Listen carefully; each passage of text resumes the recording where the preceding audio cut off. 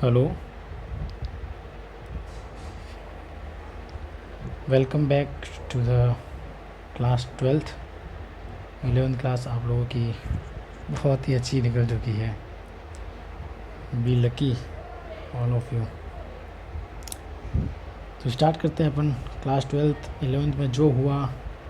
Everything forget that you study और not, what happen, क्या किया क्या नहीं हुआ, क्या हुआ हुआ, लेट आए टाइम पे आए, nothing important because right now there are new target on class 12th।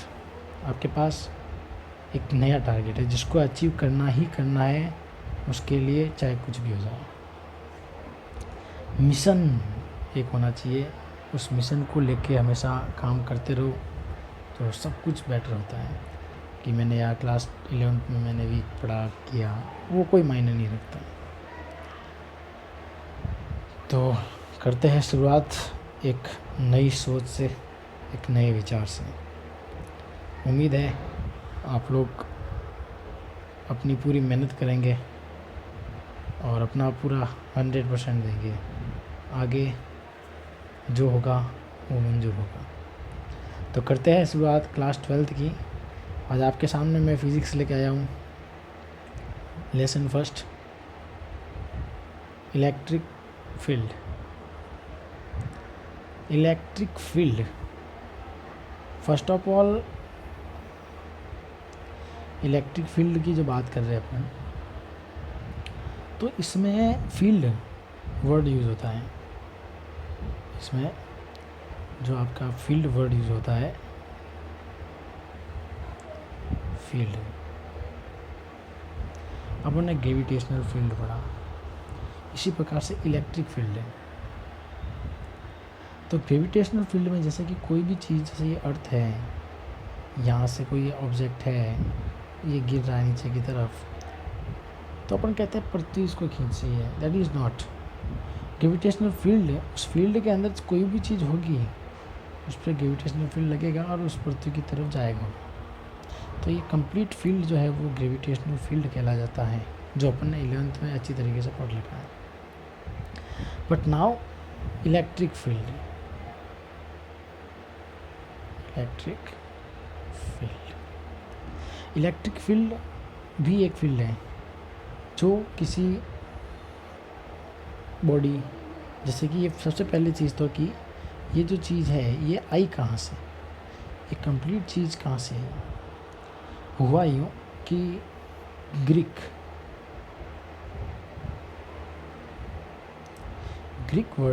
Language में एक वर्ड है, ग्रीक लैंग्वेज के अंदर ही एक वर्ड है उसका इलेक्ट्रॉन। क्या वर्ड है? इलेक्ट्रॉन। मैंने ये स्पेलिंग गलत नहीं लिखी है, ग्रीक में इलेक्ट्रॉन वर्ड यही है। अब इस वर्ड का जो मीन है, इसका जो मतलब है वो क्या होता है? इसका मतलब होता है अंबर। क्या होता है? अंबर।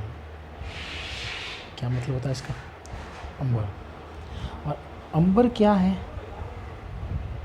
अंबर है एक मैटर, एक धातु कह सकते हैं, एक मैटर। ये एक प्रकार का क्या है? मैटर है। तो हुआ यूँ कि जब दो अंबर को आपस में रब किया गया, उनको घिसा किया, तो रब करने के बाद में, दोनों को रब करने के बाद में जब इनको आपस में पास में लेके आया गया,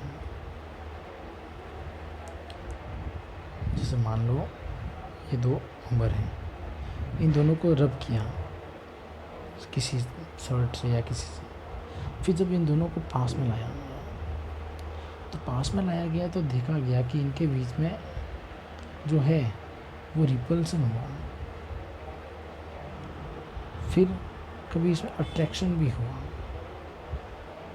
किसी और चीज़ के साथ में इसका अट्रैक्शन भी हुआ और इसका रिपल्सन भी हुआ।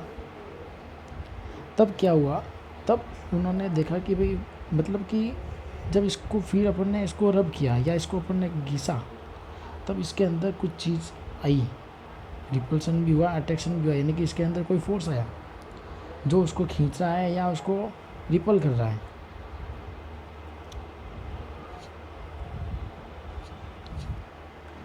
तब जाके ये बात उनके दिमाग में कि एक और फील्ड है जो उसके चारों ओर, ये किसी और, जैसे जो अंबर है, ये अंबर है मान लो, हेलो, जैसे कि ये रबड़ है, ये सॉरी अंबर है, इस अंबर को आपने जब इसको रब किया, रब करने के बाद क्या हुआ, ये कुछ चीज़ों को क्या करने लगा, अट्रैक्ट करने लगा, कुछ चीज़ों को क्या करने लगा, रिपल करने लगा, कुछ चीज़ों को अट्रैक्शन हुआ, कुछ चीज़ों का क्या हुआ, रिपल्सन हुआ। तो इसके ये जो एम्बर जो है, ये इस कुछ एरिया तक की जो चीज़ें थी उन्हीं को इसने क्या किया, अट्रैक्शन किया या फिर रिपल्सन किया। तो ये जो कंप्लीट जो ये डायरेक्ट ये जो चीज़ हो जाएगी, ये उसका फील्ड हो गया, ये क्या हो गया, फील्ड हो गया। तो इसको ये जो फील्ड है इसको बोला इलेक्ट्रिक फील्ड। क्या बोला, electric field. Understand, all of you understood ना। अब बात आती है कि जो अट्रैक्शन हुआ, रिपल्सन हुआ, तो दो चीज़ हो गई, एक तो क्या हुआ, अट्रैक्शन हुआ, दूसरी चीज़ क्या हुई, रिपल्सन हुआ। तो इन दोनों चीज़ों को नाम क्या दे, तो इन दोनों चीज़ों को नाम क्या दे। तो उन्होंने जब देखा कि जब दो चीज़ आपने देखा होगा, जब अपन बलून होता है जिसमें आपकी एयर फील्ड होती है, उस बलून को जब अपन क्या करते थे, कपड़े पे या किसी चीज़ पे घसते हैं, उसको घसने के बाद में अपन उसको क्या करते हैं, वॉल पे पेस्ट करते हैं या कहीं पे, तो वो चिपक जाता है। तो उसको वो कैसे चिपका था, पहले तो नहीं चिपक रहा था, उसके बाद में कैसे चिपका। तो रीज़न क्या है कि जब आपने उसके ऊपर एक ऐसा फोर्स लगाया या कुछ भी चीज़ बाहर की कोई चीज़ लगाई या उस पर कुछ रफ किया, फ्रिक्शन दिया, कुछ भी हुआ, तो उसके कारण से उसमें एक फ़ोर्स आ गया। और वो जो फोर्स जो आया वो किस चीज़ से आया, वो चीज़ आया है चार्ज की वजह से, यानी कि वो चीज़ चार्ज हो गई। क्या हो गई, ध्यान रखना, एक जो वर्ड जो आ रहा है बिल्कुल ही मतलब शानदार वर्ड है, चार्ज। ये आपके क्लास 12th में बहुत ही इम्पोर्टेंट वर्ड आएगा, चार्ज वर्ड। तो उन्होंने वर्ड दिया कि भाई ये जो है, जो भी बॉडी है, जो भी मैटर है, वो जैसे रफ किया, उसने कांटेक्ट में आया, किसी से भी हुआ, उसमें जो नई चीज़ आई है, अट्रैक्शन की या रिपल्सन की, तो वो चीज़ चार्ज होगी। और चार्ज होगी तो दो चीज़ हुआ, एक तो अट्रैक्शन हुआ और दूसरा क्या हुआ, रिपल्सन हुआ। तो दोनों को नाम क्या दे, दो चीज़ हो रही है, दो प्रॉपर्टी है इसके मतलब उस चार्ज के अंदर। तो उन्होंने क्या किया, एक को पॉजिटिव दिया, एक को नेगेटिव, लेकिन ये भी मन से नहीं दिया है क्या भाई, क्या एक को पॉजिटिव दे देते, एक को नेगेटिव, नहीं भाई, दो चीज़ चिपक गई, जैसे बलून है वॉल के साथ चिपक गया। तो इस समय दोनों का जो चार्ज है, इस बलून का और इस वॉल का, ये दोनों चार्ज आपस में क्या है, कंजर्व है। क्या है, आपस में क्या चीज़ है, ये दोनों इस समय क्या है, कंजर्व है, तभी तो चिपके हुए हैं। तो उन्होंने कहा भाई ऐसी चीज़ होती कब है, जब दो चीज़ आपस में मिलती है तो कब जाके जीरो होती है। तो कई आइडियाज़ लगाए होंगे उन्होंने, फिर आइडियाज़ उन्होंने लगाए कि भाई मैथमेटिक्स में जब +2 और -2 करते हैं तो क्या होता है, जीरो होता है। चार्ज है, वॉल का भी चार्ज है और बलून का भी अलग से चार्ज है, लेकिन दोनों कंजर्व होते हैं। और कंजर्व कब होंगे, जब उनका रिजल्ट क्या आएगा, जीरो आएगा। और वो कब होता है, मैथमेटिक्स में जब प्लस या माइनस करते हैं तभी होता है, जब दो चीज़ सेम हो। और तो इसलिए उन्होंने क्या किया, एक को प्लस दे दिया और एक को माइनस दे दिया। इस प्रकार से चार्ज आपको समझ में आ गया कि चार्ज क्या होता है। ठीक है, बता देता हूँ मैं आपको। ये देखिए स्क्रीन के ऊपर जो आपके इलेक्ट्रोस्टैटिक आया, इससे पहले मैं आपको एक चीज़ और बताऊँगा। पहले इलेक्ट्रोमैग्नेटिज्म, ये जो कंप्लीट इलेक्ट्रिक फील्ड के बारे में जो अपन पढ़ते हैं वो उसको कहलाता है, वो इसको अपन बोलते हैं इलेक्ट्रोमैग्नेटिज्म। क्या बोलते हैं अपन उसको, इलेक्ट्रोमैग्नेटिज्म। अब उस मैग्नेटिज्म के अंदर ये 3 टाइप के होते हैं, इलेक्ट्रोस्टैटिक, मैग्नेटिज्म और इलेक्ट्रोमैग्नेटिक वेव्स। अब इलेक्ट्रोस्टैटिक क्या होता है, इलेक्ट्रोस्टैटिक का मतलब कि जब चार्ज जो है, और चार्ज आपको समझ में आ गया, चार्ज वर्ड आपको बार बार समझाने की ज़रूरत नहीं होनी चाहिए, ठीक है ना। चार्ज तो जब चार्ज क्या होती है, चार्ज की अलग अलग चार्जेस जो होते हैं ना, इनकी अलग अलग प्रॉपर्टीज़ होती हैं। चार्जेस की क्या होती है, अलग अलग प्रॉपर्टीज़ होती है।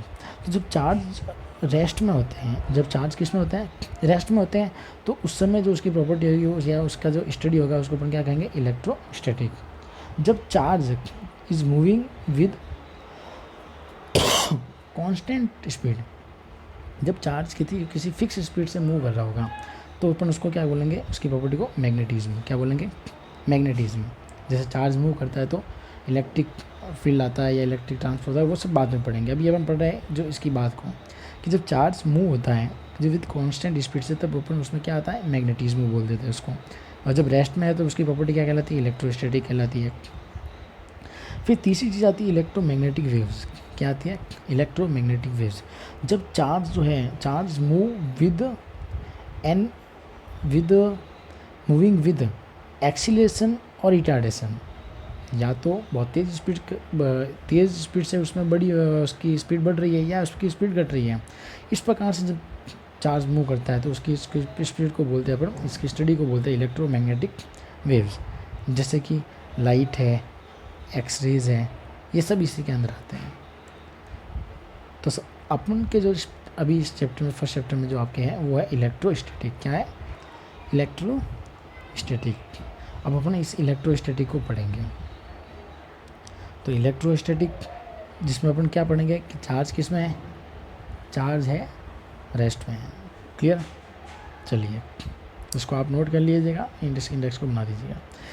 ये देखिए इलेक्ट्रोस्टैटिक, तो आपको समझ में आ गया होगा कि इस समय चार्ज जो है वो किस में है, एट रेस्ट।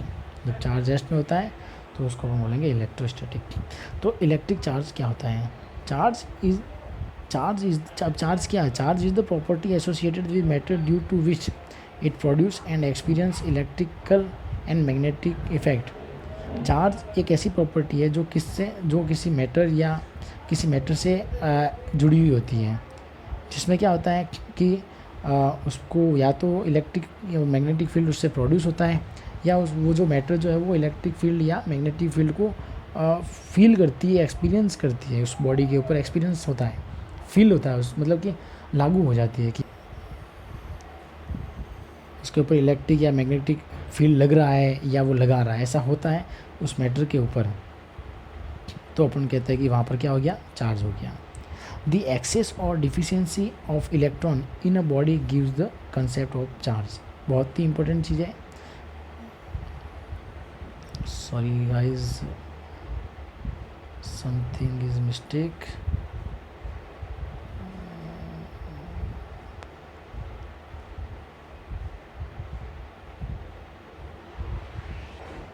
यस, तो देखिए,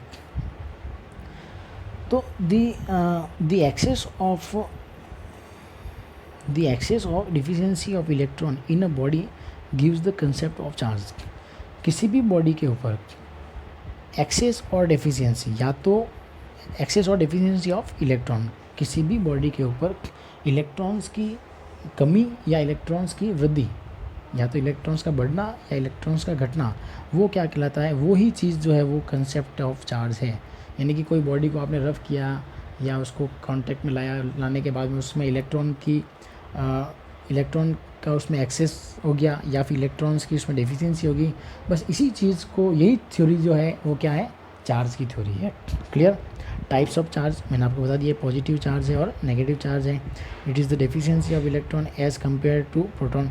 जब किसी भी बॉडी के ऊपर इलेक्ट्रॉन्स की क्या हो जाती है, डिफिशियंसी हो जाती है, कमी आ जाती है, तो उस पर अपन पॉजिटिव चार्ज लगाते हैं। और जब किसी की इलेक्ट्रॉन्स की क्या होती है, एक्सेसनेस हो जाती है, बढ़ोतरी हो जाती है, तो अपन उस पर नेगेटिव चार्ज लगाते हैं। जैसे मान लो दो बॉडी है,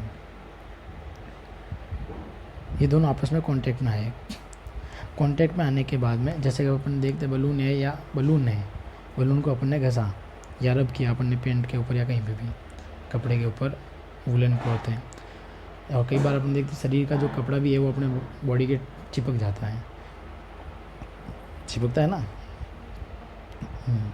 तो उसका भी कंसेप्ट है अपने जब अपन उसको रब करते हैं तो अपन ये देखते हैं कि उसमें जब अपन ये बलून है, बलून को आपने वॉल पे क्या किया, रब किया, तो क्या हुआ कि इस वॉल से कुछ इलेक्ट्रॉन बलून के पास आ गए। वॉल ने क्या किया, इलेक्ट्रॉन किसको दे दिए, बलून को दे दिए। तो वॉल ने इलेक्ट्रॉन दिए, यानी कि वॉल के पास इलेक्ट्रॉन की कमी हो गई है, तो ये तो हो गया पॉजिटिव। और लिया किसने, बलून ने लिया है, तो ये हो गया नेगेटिव। समझ में आ रहा है ना, वॉल हो गया पॉजिटिव, वॉल हो गया आपके पॉजिटिव और बलून हो गया नेगेटिव। क्यों हुआ, क्योंकि वॉल ने दिया है, तो वॉल के इलेक्ट्रॉन में क्या हुई, कमी हुई है, और बलून ने लिया है तो इसमें इसके इलेक्ट्रॉन में क्या हुआ, एक्सिस्टेंस हुई, इसमें बढ़ोतरी हुई है, तो इसको हो गया नेगेटिव और ये हो गया पॉजिटिव। क्लियर। चलिए, ऐसा unit of charge ampere second, और मेन ऐसा यूनिट आपको याद रखनी है कूलाम, जिसको एम्पियर पर सेकेंड भी बोलते हैं। डायमेंशन इसका है 8 और प्रैक्टिकली यूनिट ऑफ चार्ज आपको दे रखी है इसमें, ये सब आपको लर्न करनी है। क्लियर है स्टूडेंट्स। इसके और अलावा ये भी आज मैंने फर्स्ट वीडियो बनाया है, तो इसमें कुछ प्रैक्टिस भी थी, मेरा भी फर्स्ट था, तो कुछ बेसिक थ्योरी मैंने आपको बताई है चार्ज के बारे में।